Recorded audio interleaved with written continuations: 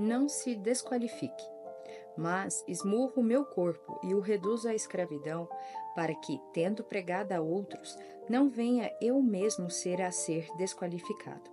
1 Coríntios capítulo 9, versículo 27, 31 de outubro.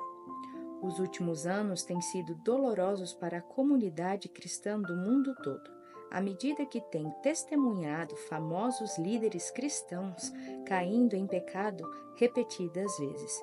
Não muito tempo atrás, sentei-me em um quarto de hotel e assisti com o coração partido um famoso evangelista cuja voz havia tocado as nações da terra pregar quase sem impacto na televisão.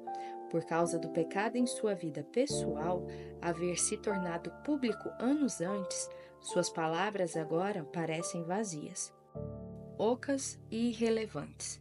Embora ele tivesse pregado às nações do mundo, agora o mundo zomba dele por ter descoberto que a mensagem que ele pregava e a vida que ele vivia não eram iguais. Para mim, uma das coisas mais tristes do mundo é ver cair em pecado um homem ou uma mulher que outrora Deus usou poderosamente para pregar o Evangelho a milhões de pessoas do mundo todo.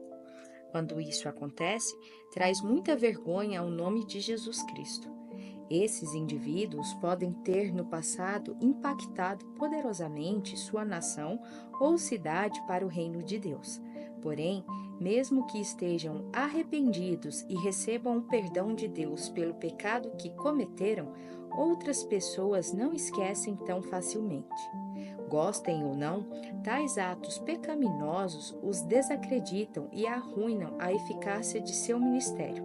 O que eles fizeram ou aquilo a que se permitiram ser arrastados os desqualificou de serem tão eficazes quanto antes. O apóstolo Paulo escreveu em 1 Coríntios capítulo 9, versículo 27, para nos fazer saber que nunca quis se tornar desacreditado ou desqualificado.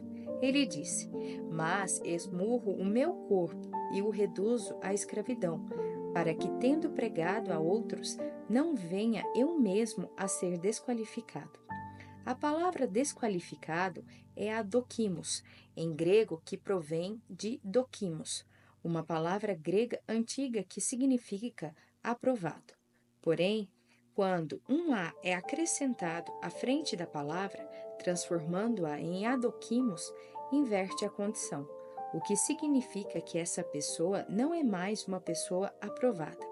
Agora, essa pessoa se tornou desaprovada, desacreditada ou desqualificada.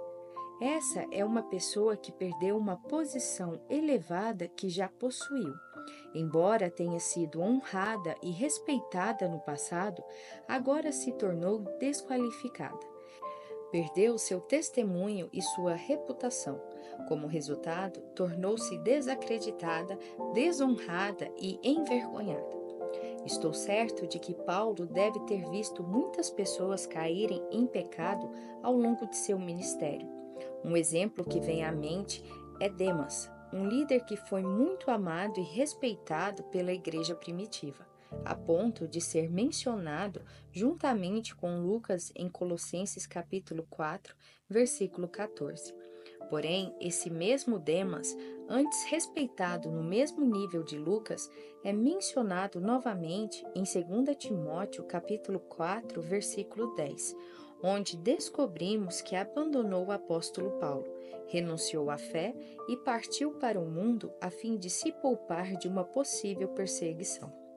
Frequentemente, as pessoas cometem o trágico erro de pensar que, só porque tiveram sucesso no passado, continuarão a ter sucesso no futuro.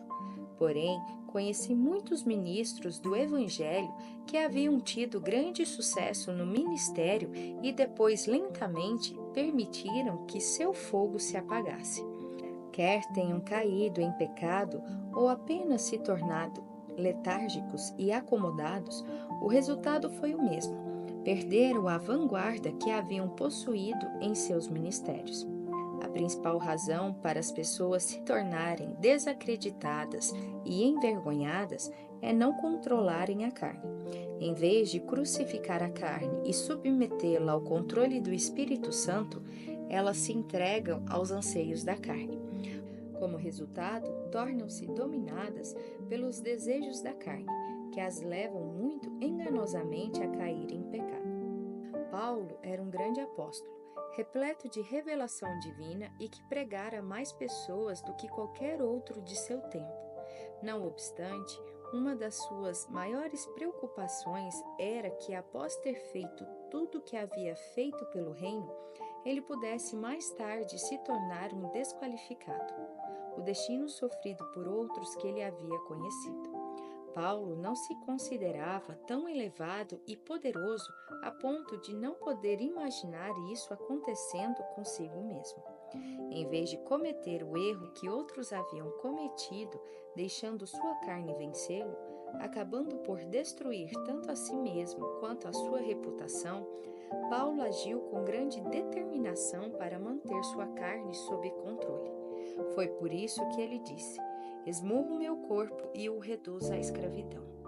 A palavra escravidão provém de doulagogeu, composta pelas palavras doulos e ago. Doulos significa escravo e ago significa conduzir.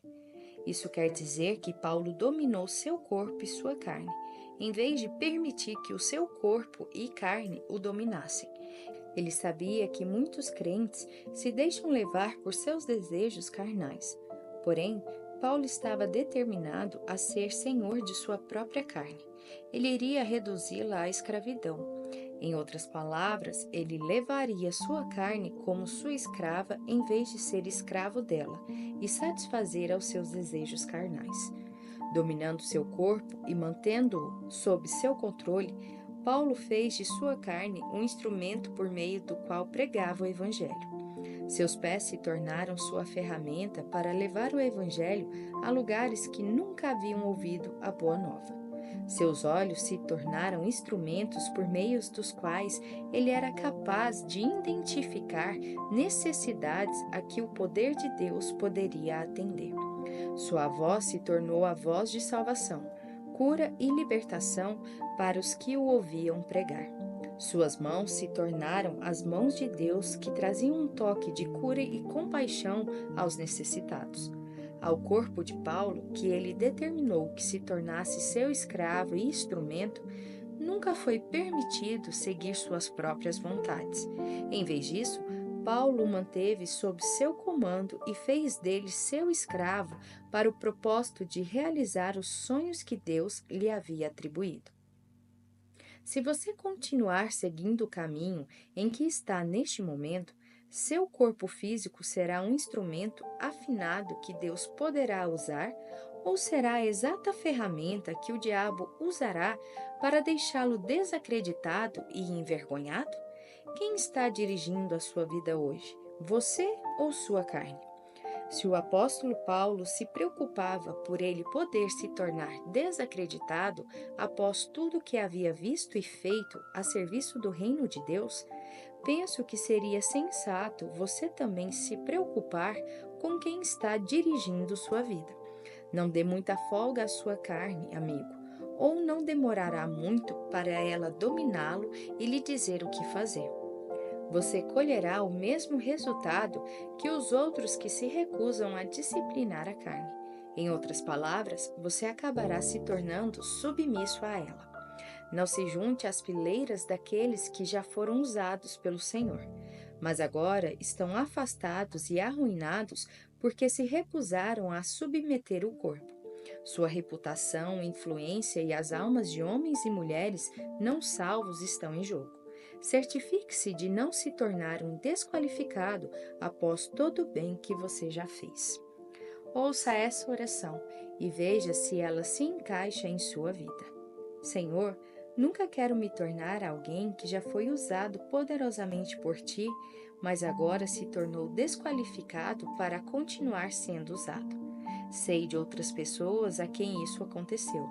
Elas foram muito usadas no passado, mas depois se tornaram desacreditadas e desqualificadas em virtude de sua falta de paixão ou dos erros imorais que cometeram na vida. Ajuda-me a manter o teu fogo em minha alma e a seguir um caminho reto e estreito que conduz à vida e à abundância. Não quero me desviar do caminho que tu puseste diante de mim, nem me eliminar da corrida. Espírito Santo, hoje eu peço que me ajudes a fazer tudo o que for preciso para continuar sendo um vaso viável e útil nas mãos de Deus. Assim eu oro em nome de Jesus. Para refletir. Você conhece ministros do Evangelho ou cristãos bem conhecidos que não têm mais o poderoso testemunho e influência que tiveram no corpo de Cristo porque se permitiram cair em imoralidade? Esses indivíduos perderam seu testemunho a ponto de ninguém mais querer ouvir o que eles têm a dizer? Enquanto você reflete sobre o que aconteceu a esses indivíduos, qual você pensa ter sido o principal erro que eles cometeram na vida que permitiu ao diabo derrubá-los e excluí-los?